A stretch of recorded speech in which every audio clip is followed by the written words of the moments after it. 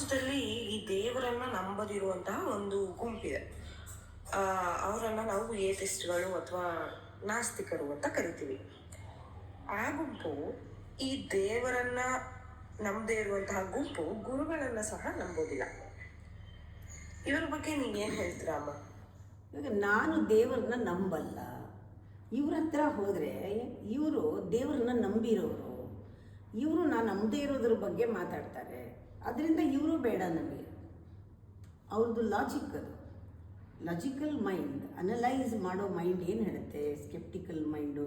ಇವ್ರ ಹತ್ರ ಹೋದರೆ ಇವರು ಬರೀ ದೇವ್ರ ಬಗ್ಗೆನೇ ಮಾತಾಡ್ತಾರೆ. ಅವ್ರಿಗೆ ಗೊತ್ತಿಲ್ಲ. ಯಾಕೆಂದರೆ ಅವ್ರಿಗೆ ಗೊತ್ತಾಗಕ್ಕೆ ಅವರು ಅದಕ್ಕೆ ತಮ್ಮನ್ನು ಅಲೋ ಮಾಡಿಲ್ಲ, ತಮ್ಮನ್ನು ತಾವು ಕೊಟ್ಕೊಂಡಿಲ್ಲ. ಅವರು ಗುರುನ ಪರೀಕ್ಷೆ ಮಾಡ್ತಾರೆ ಹೊರತು ತಮ್ಮನ್ನು ಪರೀಕ್ಷೆ ಮಾಡ್ಕೊಳ್ಳಲ್ಲ. ಗುರು ಹತ್ರ ಹೋದರೆ ಜನ ಗುರು ಹತ್ರ ಹೋದಾಗ ಗುರುವನ್ನ ಪರೀಕ್ಷೆ ಮಾಡ್ತಾರೆ. ಇದು ಲಾಜಿಕಲ್ ಮೈಂಡ್ ಇರೋರು. ಆದರೆ ತಮ್ಮನ್ನು ಪರೀಕ್ಷೆ ಮಾಡ್ಕೊಳ್ಳೋರು ಬಹಳ ಕಮ್ಮಿ. ಅವ್ರನ್ನವ್ರು ಪರೀಕ್ಷೆ ಮಾಡ್ಕೊಂಡಿದ್ದ ದಿವಸ ಗುರು ಹತ್ರ ಹೋದರೆ ನನಗೇನಾಗ್ಬಿಡುತ್ತೆ ನೋಡೇ ಬಿಡೋಣ ಅಂತ ಹೋದಾಗ ಗುರು ಯಾವುದು ದೇವ್ರ ಬಗ್ಗೆ ಮಾತಾಡಲ್ಲ. ಗುರು ಮಾತಾಡೋದು ಆತ್ಮಶೋಧನೆ ಬಗ್ಗೆ, ನಮ್ಮ ವ್ಯಕ್ತಿತ್ವದ ಬಗ್ಗೆ, ನಮ್ಮ ಗುಣಗಳ ಬಗ್ಗೆ, ನಮ್ಮ ಜೀವನದ ಬಗ್ಗೆ, ನಾವು ಹೇಗೆ ಅದನ್ನು ಅಳವಡಿಸ್ಕೋಬೇಕು ಅಂತ. ನಿಜವಾದ ಗುರು ಈ ರೀತಿ ಮಾತಾಡಿದಾಗ ನಿಜವಾಗ್ಲೂ ಕನ್ವಿನ್ಸ್ ಆಗುತ್ತೆ ಅವರಿಗೆ. ಆದರೆ ಬರಲ್ಲ. ಆ ಬರೋಕ್ಕೆ ಒಂದೇ ಒಂದು ಹೆಜ್ಜೆ ಇಡಬೇಕಷ್ಟೇ. ಒಂದು ಹೆಜ್ಜೆ ಇಟ್ಟರೆ ಅವರಿಗೆ ಅಲ್ಲಿ ಸಿಗುತ್ತೆ. ಅದು ಯಾವುದು ಅವರು ಕಳ್ಕೊಂಡಿದ್ದಾರೋ ಅದು ಸಿಗುತ್ತೆ ಅವರಿಗೆ. ಆ ಹೆಜ್ಜೆ ಇಡಬೇಕಾದ್ರೆ ತುಂಬ ತಾಕತ್ತು ಬೇಕು. ಅವರು ಯಾವುದನ್ನು ನಂಬಿದಾರಲ್ಲ, ಆ ನಂಬಿಕೆ ದೇವರಿಲ್ಲ ಅನ್ನೋದು ನಂಬಿದಾರಲ್ಲ, ಅದನ್ನು ಆ ತಾಕತ್ತಿಂದ ಅದನ್ನು ಬಿಡಬೇಕು. ಅದಕ್ಕೆ ಯಾವುದೋ ತಿರುಳಿಲ್ಲ, ಹುರುಳಿಲ್ಲ, ಅದು ಬರೀ ನನ್ನ ಅಸಂಪ್ಷನ್ಸು, ನನ್ನ ಇಮ್ಯಾಜಿನೇಷನು, ಸತ್ಯ ನೋಡಬೇಕು ನಾನು ಅನ್ನೋದು ಬರಬೇಕಲ್ಲ. ಅದು ತುಂಬ ಜನ್ಮಗಳೇ ತಗೊಳುತ್ತೆ ಒಂದೊಂದು ಸತಿ. ಅದು ಅಹಂಕಾರದ ಲಕ್ಷಣಗಳದು.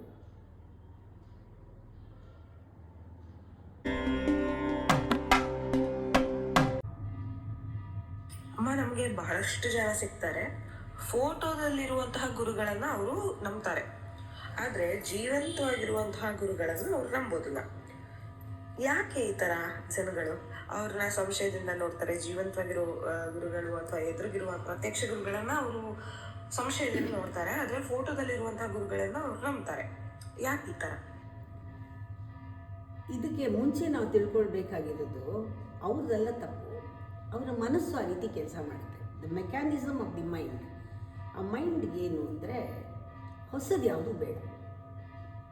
ಆಮೇಲೆ ಪ್ರೆಸೆಂಟ್ ಮೊಮೆಂಟಲ್ಲಿ ಏನೇನಿದೆ, ಎದುರುಗಡೆ ಏನು ಸಾಕ್ಷಿ ಕಾಣ್ತಾ ಇದೆ ಸಾಕ್ಷಾತ್ತಾಗಿ ಪ್ರತ್ಯಕ್ಷವಾಗಿ, ಅದು ಎದುರಿಸೋಕ್ಕಾಗಲ್ಲ. ಯಾಕೆ ಅಂದರೆ ಇದು ಗೊತ್ತಿಲ್ಲ. ಹೊಸದು ಯಾವತ್ತೂ ಹೊಸದೇ. ಅದು ಗೊತ್ತಾಗಿಸ್ಕೋಬೇಕಾದ್ರೆ ನಾವು ಹೊಸದಾಗಬೇಕು, ಆ ಮೊಮೆಂಟಲ್ಲಿ ಇರಬೇಕು. ನಮ್ಮ ಮೈಂಡ್ ಏನು ಮಾಡುತ್ತೆ? ಇರಲ್ಲ. ಭಯ, ಹೊಸದು ಭಯ, ಇನ್ಸೆಕ್ಯೂರಿಟಿ ಬರುತ್ತೆ. ಹಳೇದಾದರೆ ಫೆಮಿಲಿಯರ್ ಇದ್ದರೆ ಎಲ್ಲರೂ ನಮಸ್ಕಾರ ಮಾಡ್ತಾರೆ, ನಾವು ಮಾಡೋಣ, ಏನೀಗ ವ್ಯತ್ಯಾಸ? ಇನ್ನೂ ನಾನು ತಮಾಷೆ ಮಾಡ್ತಿರ್ತೀನಿ ಎಲ್ಲಿವರೆಗೂ ಅಂದರೆ, ಆ ಗುರುಗಳು ನೀವು ಏನೇ ತಪ್ಪು ಮಾಡಿದ್ರೂ ಕೂಡ 2 ಸತಿ ಹೀಗಂದರೆ ಸುಮ್ಮನಿರ್ತಾರೆ. ತಪ್ಪು ಮಾಡಿದ್ರೂ ಪುನಃ ಮತ್ತೆ ಸುಮ್ಮನಿರ್ತಾರೆ. ಅವರಿಂದ ನಿಮಗೇನು ದಿನ ತೊಂದರೆ ಆಗಲ್ಲ. ಯಾವತ್ತೋ ಒಂದಿನ ವಾರ ಎಲ್ಲ ನೀವು ತಪ್ಪು ಮಾಡಿ ಗುರುವಾರ ಹೋಗ್ಬಿಟ್ಟು ದೇವಸ್ಥಾನಕ್ಕೆ ಹೋಗಿ ಒಂದು ನಮಸ್ಕಾರ ಹಾಕ್ಕೊಂಡು ಹೆಜ್ಜೆ ನಮಸ್ಕಾರ ಹಾಕ್ಕೊಂಡು ಬಂದುಬಿಟ್ರೆ ಅಲ್ಲಿಗಲ್ಲಿಗೆ ಆಗೋಯ್ತು ಅಂತ ಅನ್ಕೋತೀರ ಲೆಕ್ಕ. ಆದರೆ ಜೀವಂತವಾಗಿರೋ ಗುರು, ಅವನು ನಿಜವಾದ ಗುರು ಆಗಿದ್ದರೆ ಅವನನ್ನು ಎದುರಿಸೋದೇ ಕಷ್ಟ. ಯಾಕೆ ಅಂದರೆ ಅವನು ಪ್ರಶ್ನೆ ಕೇಳ್ತಾನೆ, ಅವನು ತನಿಖೆ ಮಾಡ್ತಾನೆ, ಅವನು ಅನಲೈಸ್ ಮಾಡ್ತಾನೆ, ಸ್ಕ್ರೂಟಿನೈಸ್ ಮಾಡ್ತಾನೆ. ಕೃಷ್ಣ ಹೇಗೆ ಡೈಸೆಕ್ಟ್ ಮಾಡ್ದ ಆ ರೀತಿ ಶಿಷ್ಯನನ್ನು ಪದರವಾಗಿ ಬಿಡಿಸಿ ನೋಡ್ತಾನೆ, ಅಲ್ಲಲ್ಲೇ ತಪ್ಪು ತೋರಿಸ್ತಾನೆ. ಅದಕ್ಕೆ ಇರಿಟೇಟ್ ಆಗುತ್ತೆ ಈಗೋಗೆ. ಅದಕ್ಕೆ ಗುರು ಹತ್ರನೇ ಬರಲ್ಲ. ಆದಷ್ಟು ತಪ್ಪಿಸ್ಕೊಂಡು ಓಡಾಡೋದು, ಗುರು ಹಿಂದೆ ಓಡಾಡೋದು ಮಾಡ್ತಾರೆ. ಆದರೆ ಅವ್ರನ್ನ ಆದಷ್ಟು ದೂರ ಇಟ್ಟಿರ್ತಾರೆ. ತಪ್ಪು ಮಾಡಿದಾಗ ಇವರು ಯಾವಾಗಲೂ ಇದೇ ಥರನೇ ಬುದ್ಧಿ ಹೇಳ್ತಾರೆ ಅನ್ನೋ ಥರ ಬಂದುಬಿಡುತ್ತೆ. ಅದಕ್ಕೆ ಯಾರಿಗೂ ಜೀವಂತವಾದ ಗುರು ಬೇಕಿಲ್ಲ. ಯಾಕೆಂದರೆ ಅಹಂಕಾರ ತಗೊಳ್ಳಲ್ಲ ಅದನ್ನು. ಅಹಂಕಾರಕ್ಕೆ ಅದು ಬೇಕಿಲ್ಲ. ಆದರೆ ಅಹಂಕಾರ ಆರಾಮಾಗಿರುತ್ತೆ ಫೋಟೋಲಿರೋ ಗುರು. ಆದರೆ ಅವ್ರನ್ನ ಏನು ಹೊಗಳೋದೇನು, ಏನು ಮಾಡೋದು ಎಲ್ಲ, ಹೊಗಳಿದ್ರು ಒಂದೇ, ಹೊಗಳದೇ ಇದ್ದರೂ ಒಂದೇ ಅವ್ರಿಗೆ. ಅದಕ್ಕೆ ಏನು ಬೇಕಾದ್ರೂ ಮಾಡ್ಬೋದು. ಇದು ಈಸಿ, ಒಂದು ರಿಸ್ಕ್ ಇಲ್ಲ, ಒಂದು ತಪ್ಪಿಸ್ಕೊಂಡ್ಬಿಡ್ಬೋದು. ಇದೆಲ್ಲ ಕಳ್ಳಾಟ ಎಲ್ಲ ಆಡ್ಬೋದು, ಪರವಾಗಿಲ್ಲ.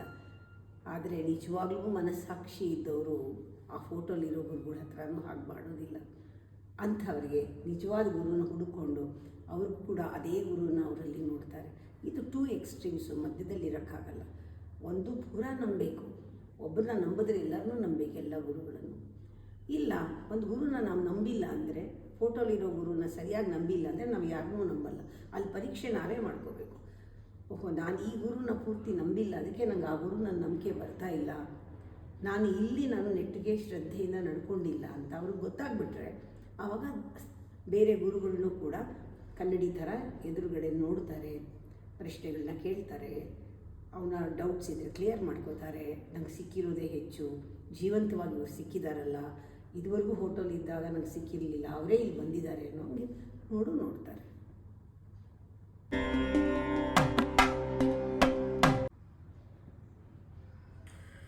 ಬಹಳಷ್ಟು ಸರಿ ಅಮ್ಮ, ಗುರು ನೆಚ್ಚಿ ನಂಬಿ ಇರ್ತಾನೆ, ಆದರೆ ಶಿಷ್ಯ ಆ ಥರ ನೆಚ್ಚೋದಿಲ್ಲ. ಗುರುತನ ಹೀಗೂ ಆಗುತ್ತೆ, ಯಾಕೆ? ಅದು ಹೇಗೆ? ಗುರುವಿಗೆ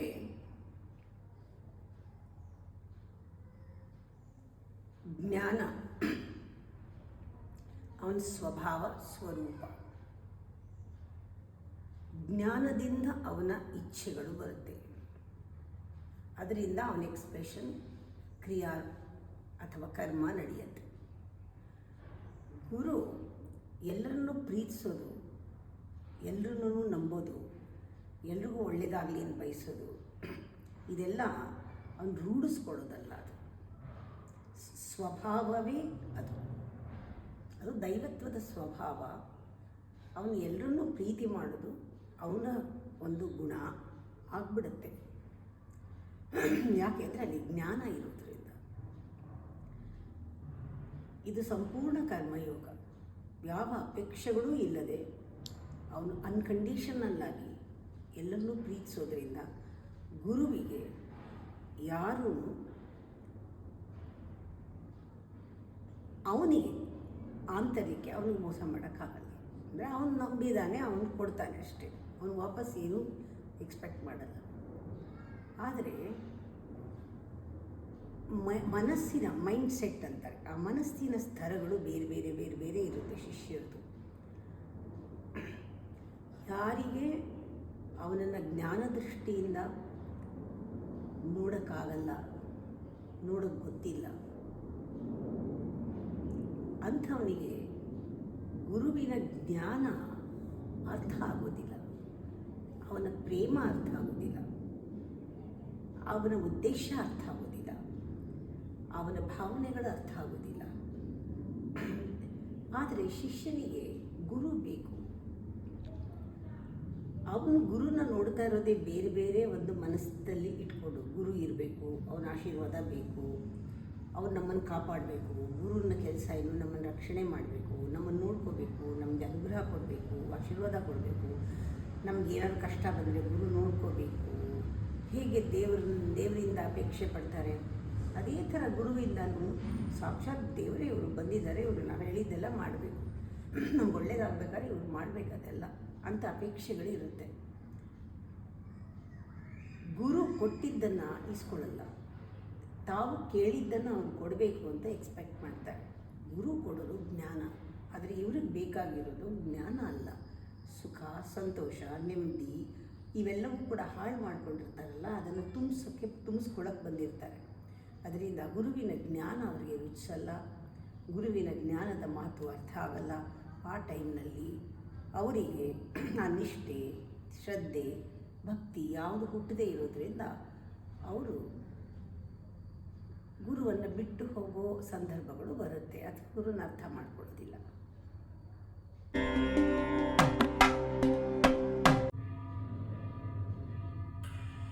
ಅಮ್ಮ, ಗುರು ಅನ್ನೋನು ಬೆಳೆದು ಬದಲಾಗಿ ಹೋದಾಗ ಗುರುವಿನ ವರ್ತನೆಯನ್ನ ಶಿಷ್ಯ ನಿರಾಕರಿಸ್ತಾನೆ, ಯಾಕೆ?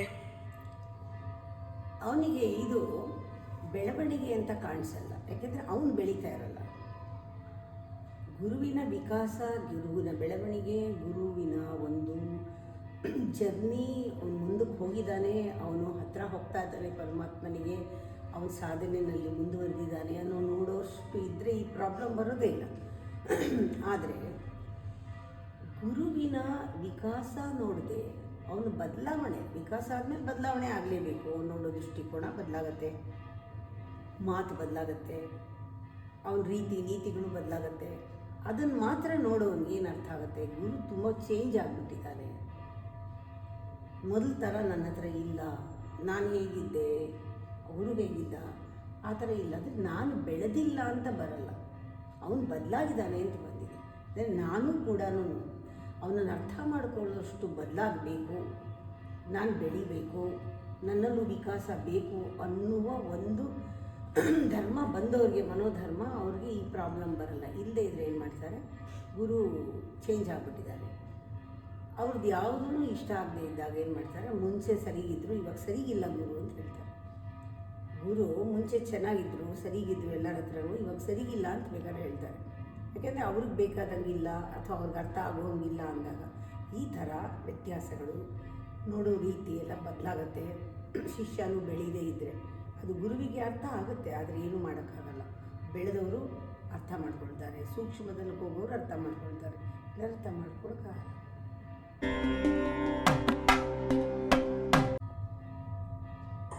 ಬಹಳಷ್ಟು ಸರಿ ಗುರುವಿನ ನೆನಪು ಬರದೇ ಇದ್ದಲ್ಲಿ ಶಿಷ್ಯನಿಗೆ ಸಂಬಂಧ ಮರ್ತು ಹೋಗಿದೆ ಅಂತ ಅನ್ಕೋತೀವಿ.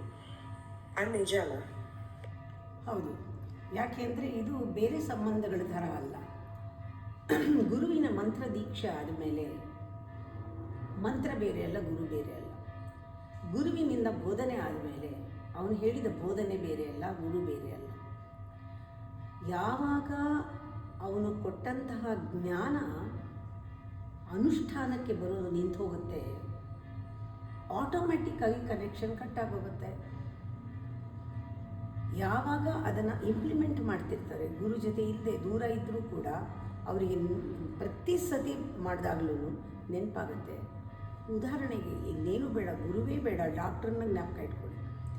ಅವರೇನೋ ಅಷ್ಟು ಮಾತಾಡೋದ್ರಲ್ಲಿ ಒಂದೇನೋ ಹೇಳಿರ್ತಾರೆ, ನೀವು ಗಾಗಲ್ ಮಾಡುವಾಗ ಗಂಟ್ಲಿಗೆ ತಗಲ್ಬೇಕು, ಬಿಸಿ ತಗಲ್ಬೇಕು ಅಂತ ಹೇಳಿರ್ತಾರೆ. ಪ್ರತಿ ಸತಿ ಗಾಗಲ್ ಮಾಡುವಾಗಲೂ ನಾವು ಬಿಸಿ ತಗಲೋವರೆಗೂ ಸಮಾಧಾನ ಆಗಲ್ಲ. ಯಾಕೆಂದರೆ ಡಾಕ್ಟ್ರು ಹೇಳಿದಾರಲ್ವ, ನಾನು ಅದನ್ನು ಫಾಲೋ ಮಾಡ್ತಾ ಇದ್ದೀನಲ್ಲ, ನಾನು ಕಾಟಾಚಾರಕ್ಕೆ ಮಾಡ್ತಿಲ್ಲ. ಪ್ರತಿ ದಿವಸ ಜ್ಞಾಪಕ, ಪ್ರತಿ ದಿವಸ ಯಾವಾಗ ನೆನಪಾಗುತ್ತೆ ಆ ಟೈಮ್ನಲ್ಲಿ ಜ್ಞಾಪಕ ಬರುತ್ತಲ್ಲ. ಹಾಗೆ ಗುರುಗಳು ಕೊಟ್ಟಂತಹ ಜ್ಞಾನ ಯಾರು ಅನುಷ್ಠಾನ ಮಾಡ್ತಿರ್ತಾರೆ ಅವರಿಗೆ ಗುರುವನ್ನು ಮರೆಯೋದಕ್ಕೆ ಸಾಧ್ಯವೇ ಇಲ್ಲ. ಅವರು ಜ್ಞಾನ ಮರೆತಾಗ, ಮಂತ್ರ ಮರೆತಾಗ, ಧ್ಯಾನ ಮರೆತಾಗ, ಅವ್ರ ಸಹವಾಸದಲ್ಲಿ ಸಂಪೂರ್ಣ ಎಲ್ಲವನ್ನು ಬಿಟ್ಟಾಗ ಗುರುವನ್ನು ಬಿಟ್ಟಂಗೆ.